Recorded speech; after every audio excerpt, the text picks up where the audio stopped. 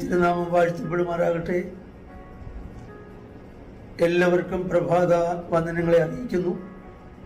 ഒരു ദിവസം കൂടെ ദൈവം നമുക്ക് ദാനമായി നൽകിയതോർത്ത് ദൈവത്തെ സ്തുതിക്കുകയും ചെയ്യുന്നു. കഴിഞ്ഞ ദിവസം നാം ചിന്തിച്ച അതേ വേദഭാഗത്ത് നിന്ന് മറ്റൊരു കാര്യം ഓർപ്പിക്കുവാൻ ഇന്ന് രാവിലെ താല്പര്യപ്പെടുന്നു. മത്തായി എഴുതിയ സുവിശേഷം 14-ാം അധ്യായം 28 മുതൽ 30 വരെയുള്ള വാക്യങ്ങൾ. എല്ലാ ഭാഗവും വായിക്കുന്നില്ല. നാം വായിക്കുമ്പോൾ അവിടെ ഇങ്ങനെ നാം പഠിക്കുന്നു. അതിന് പത്രോസ്, കർത്താവേ, നീ ആകുന്നു എങ്കിൽ ഞാൻ വെള്ളത്തിന്മേൽ നിന്റെ അടുക്കൽ വരേണ്ടതിന് കൽപ്പിക്കണം എന്ന് പറഞ്ഞു. വരിക എന്ന് അവൻ പറഞ്ഞു. യേശുവിന്റെ അടുക്കൽ ചെല്ലുവാൻ വെള്ളത്തിന്മേൽ നടന്നു. എന്നാൽ അവൻ കാറ്റ് കണ്ട് പേടിച്ച് മുങ്ങിത്തുടങ്ങുകയാൽ, കർത്താവേ, രക്ഷിക്കണമേ എന്ന് നിലവിളിച്ചു. യേശു ഉടനെ കൈനീട്ടി അവനെ പിടിച്ചു. അല്പവിശ്വാസിയെ, എന്തിനു സംശയിച്ചു എന്ന് പറഞ്ഞു. ഇവിടെ നാം മനസ്സിലാക്കുമ്പോൾ നമ്മുടെ കർത്താവായ യേശു ക്രിസ്തുവിനെ കടലിൽ മീതെ നടക്കുന്നത് കണ്ട ശിഷ്യന്മാർ ആദ്യം ഭയപ്പെട്ടു. എങ്കിലും ഞാനാകുന്നു, പേടിക്കേണ്ട എന്ന് കർത്താവ് പറഞ്ഞ ആ വാക്കിൽ അവർ ധൈര്യപ്പെട്ടു. എന്നാൽ പത്രോസ് കർത്താവിനോട് പറഞ്ഞു, നീ ആകുന്നു എങ്കിൽ ഞാൻ നിന്റെ അടുക്കൽ വരേണ്ടതിന് കൽപ്പിക്കണം എന്ന് പറഞ്ഞു. യേശു ഉടനെ തന്നെ പറഞ്ഞു, വരിക എന്ന് പറഞ്ഞു. പത്രോസ് വിശ്വാസത്തോടെ തന്നെ പടകിൽ നിന്ന് ഇറങ്ങി. അവിടെ നാം വായിക്കുന്നത് ഇങ്ങനെയാണ്: പടകിൽ നിന്ന് അവൻ ഇറങ്ങി. പടകിൽ നിന്ന് സാധാരണ കരയിലേക്കാണ് ആളുകൾ ഇറങ്ങുന്നത്. എന്നാൽ പടകിൽ നിന്ന് വെള്ളത്തിലേക്ക് ഇറങ്ങി എന്ന് പറഞ്ഞാൽ പത്രോസ് വിശ്വാസത്തോടെ തന്നെ പടകിൽ നിന്ന് കരയിൽ എന്നപോലെ വെള്ളത്തിൽ കാലുകുത്തി. സംശയം കൂടാതെ യേശുവിന്റെ അരികിലേക്ക് നടന്നു. ഏകദേശം യേശുവിന്റെ അടുക്കലെത്താറായി. അപ്പോൾ കാറ്റ് കണ്ട് പേടിച്ചു, മുങ്ങാൻ തുടങ്ങി. യേശു ഉടനെ കൈ നീട്ടി അവനെ പിടിച്ചു. ഇവിടെ നാം മനസ്സിലാക്കണം, വിശ്വാസത്തോടെയാണ് കാൽച്ചുവടുകൾ മുൻപോട്ട് വെച്ചത്.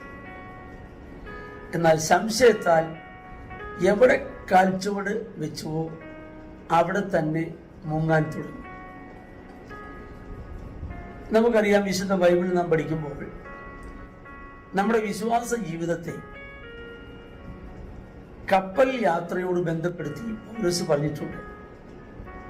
1 തിമോഥെയോസ് 1-ാം അധ്യായം 19-ാം വാക്യം നാം വായിക്കുമ്പോൾ, ചിലർ നല്ല മനസാക്ഷി തള്ളിക്കളഞ്ഞിട്ട് അവരുടെ വിശ്വാസ കപ്പൽ തകർന്നുപോയി.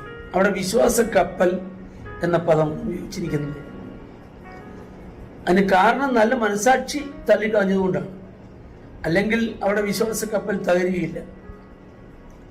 അതിനോട് ബന്ധപ്പെട്ട് ഒട്ടനവധി പാട്ടുകൾ നമ്മൾ പാടാറുണ്ട്.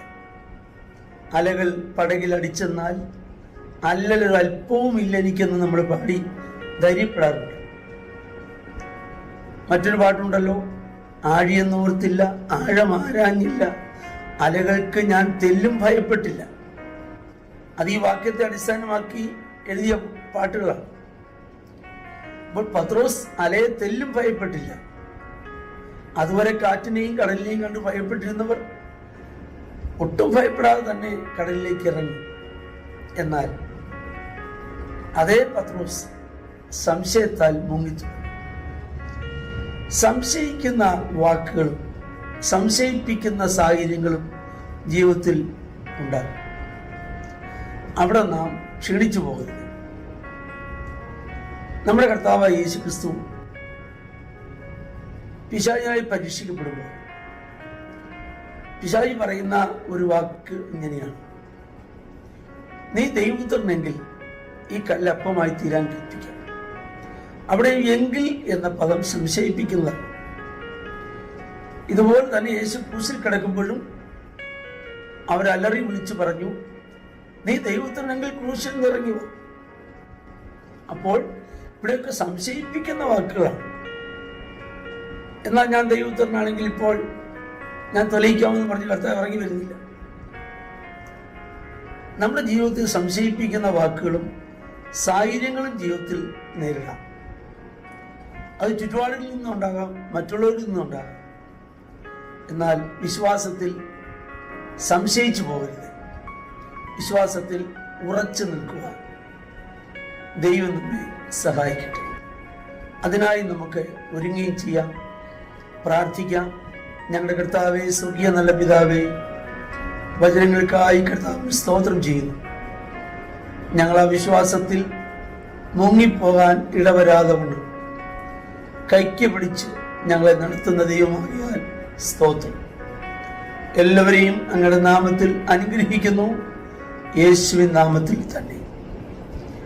ദൈവം നമ്മെ എല്ലാവരെയും ധാരാളമായിട്ട് അനുഗ്രഹിക്കട്ടെ.